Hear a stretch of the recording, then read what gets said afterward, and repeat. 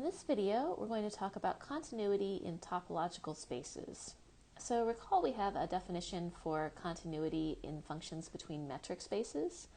So if f maps xd to yd prime is a function between two metric spaces, then f is continuous at a point x if for any epsilon greater than 0, there is a delta greater than 0, such that if the distance between x and a in x is less than delta, then the distance d prime between f of x and f of a in y must be less than epsilon.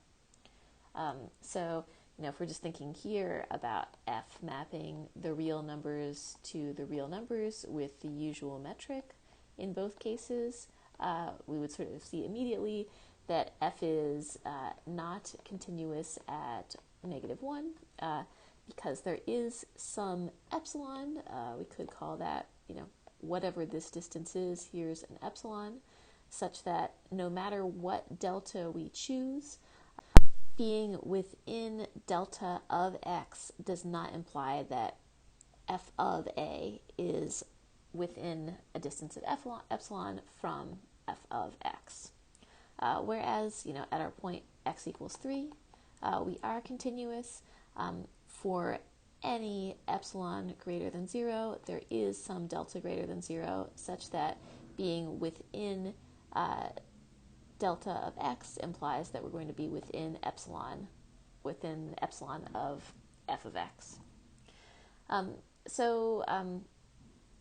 We also saw that a function f is continuous if it's continuous at each point in x. So now in a topological space, we want to define continuity without distance. Back when we were talking about metric spaces, we saw that if f maps a metric space xd to a metric space yd prime, then f is continuous if and only if, for any open set v in y, f inverse of v is open. So f inverse of v is open in x. And recall that f inverse of v is the set of points x in x such that f of x is an element of v. So f inverse existing does not require f to have an inverse as a function, does not require f to be 1-to-1. So we're going to use this definition for topological spaces because this is just in terms of open sets, and topologies in general are all about open sets. So here's our definition for a topology.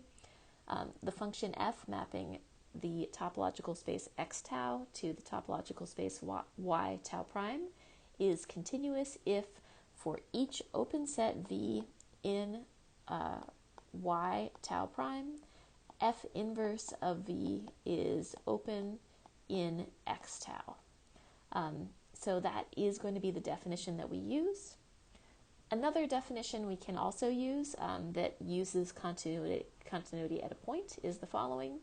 A function f mapping x tau to y tau prime is continuous at the point x in x if for each open set v containing f of x, there is an open set u, there exists an open set u in x such that x is in u and f of u is a subset of f of x. So f of u is a subset of f of x. And again, f is continuous overall if it's continuous at each point in x. So these two definitions do agree to show that the first implies the second is immediate, to show that the second implies the first is just a teensy bit of work but not bad. But these two definitions do agree, and you can use either of the two definitions for continuity in a topological space. So here is a theorem about continuity in topological spaces. So if f maps the topological space x tau to y tau prime, then the following statements are equivalent. 1, f is continuous. 2, for each closed subset C of y, f inverse of C is closed in x. 3, for each subset A of x, f of a closure is a subset of f of a closure. And 4, if beta prime is a basis for tau prime, for y tau prime, then f inverse of b must be open in X for each b in beta prime.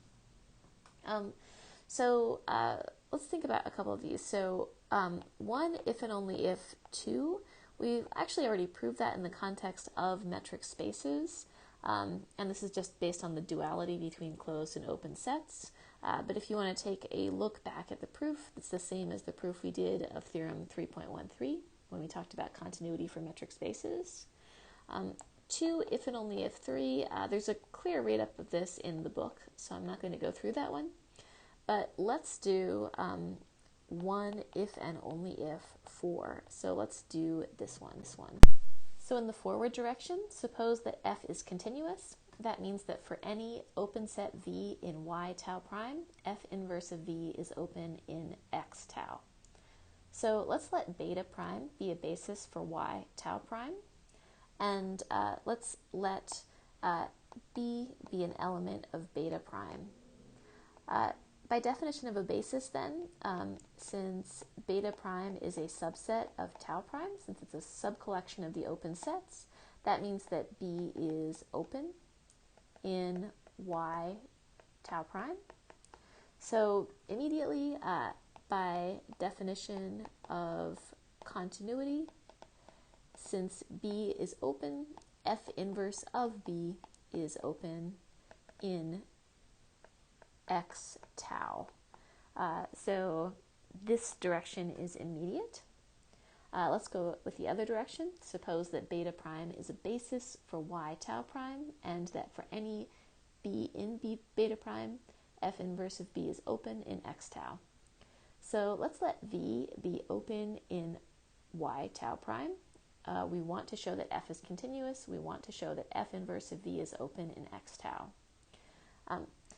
Since beta prime is a basis and v is open, that means that v is the union of a collection of sets from beta prime.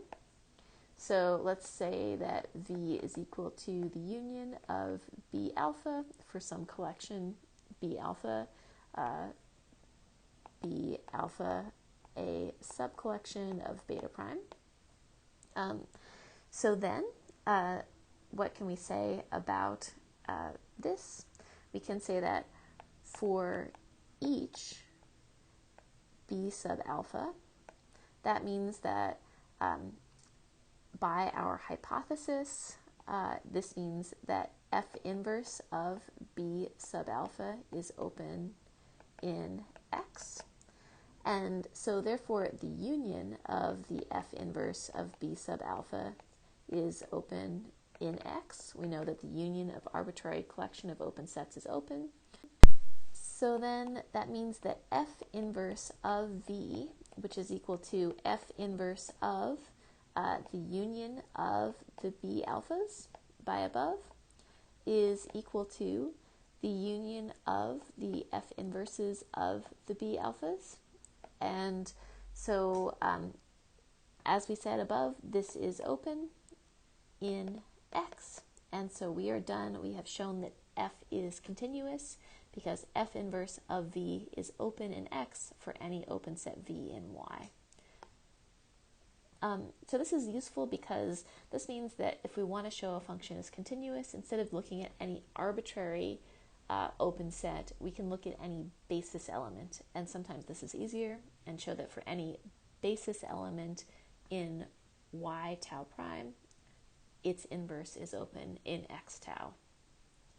So let's look at an example where we might employ this. Let's consider the topological space R tau, where tau is the usual topology on R, and that usual topology, we've seen a couple different bases that generate it, but one basis that generates it is the set of open intervals A, B, such that A is less than B and A and B are real numbers, and also the topological space R tau sub L, where tau sub L is generated by the basis beta sub L equals these half open intervals A, B, this is closed and open. these half open intervals a, b, such that a and b are in the real numbers and a is less than b. Then let's define two different functions. Both of these are just the identity function. So f maps the real numbers with the usual topology to the real numbers with this half open interval topology by f of x equals x, the identity function. And let's let g do the reverse. So g maps the real numbers to tau sub L to the real numbers with the usual topology by, again, the identity function. So is f a continuous function? Is g a continuous function? So I would like you to pause and think about these. You can potentially use their basis elements to determine this, but think about these and we'll talk about them together. Okay, so first, is f continuous? So in order to determine this, we can consider a basis element b equals, let's say, a comma b, element of b sub L. So this is a basis element for the codomain of the function, and that means that a is less than b, and a and b are in the real numbers. So we want to show, if we want to show that f is continuous, we need to show that an arbitrary basis element in the codomain, that the inverse image is f inverse of a, b, open in the real numbers with the usual topology. In this case, our answer is going to be no, right? Because this is just the identity function, so f inverse of AB is just that half open interval AB. We kind of intuitively know that this is not open in the R with the usual topology, but we could say it's not because, for example, so it's not open because, say, the interior of this set, the interior of the set containing this half open interval is just the open interval, is not itself. It's not equal to the original set.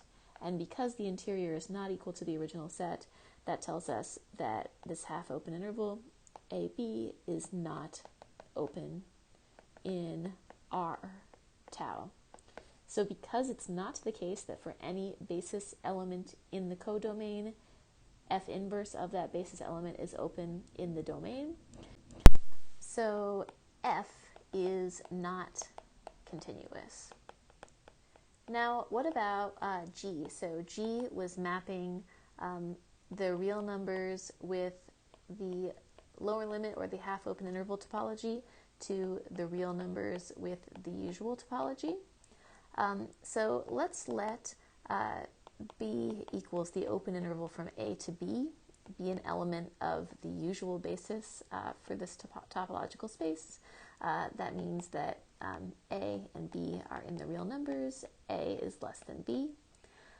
So let's consider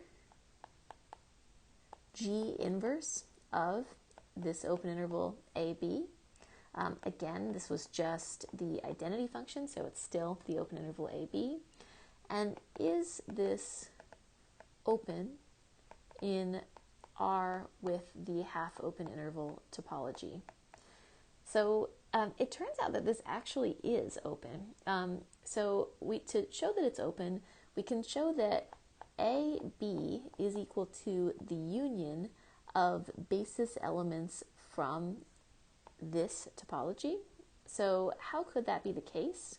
What if we look at A plus 1 over n comma A, if we look at elements of that form, which are each in, again, in the basis for this topology, where n is an element of the natural numbers, then for these two sets are equal. If we think about what is going on with this set, if we let x be an element of a, b, that means a is less than x, which is less than b. And so there is some n in the natural numbers, such that a plus 1 over n is less than x, which is less than b. So that would tell us that x is in this a plus 1 over n b half open interval. So we see that there's a subset there, and also clearly in the other direction, a plus 1 over n comma b is a subset of the open interval ab for all n. So that tells us that the union for n in the natural numbers of a plus 1 over n comma a is a subset of ab. So these two sets are subsets of each other, and therefore these sets are equal. And so that tells us that because the open interval AB is a union of open sets in the half-open interval topology, that means that G inverse of B is open for any B in the basis for the codomain, and that tells us that yes, G is continuous. So this is an interesting example because we've got the identity function in both directions, but depending on the direction, in one direction it is continuous and in the other direction it is not.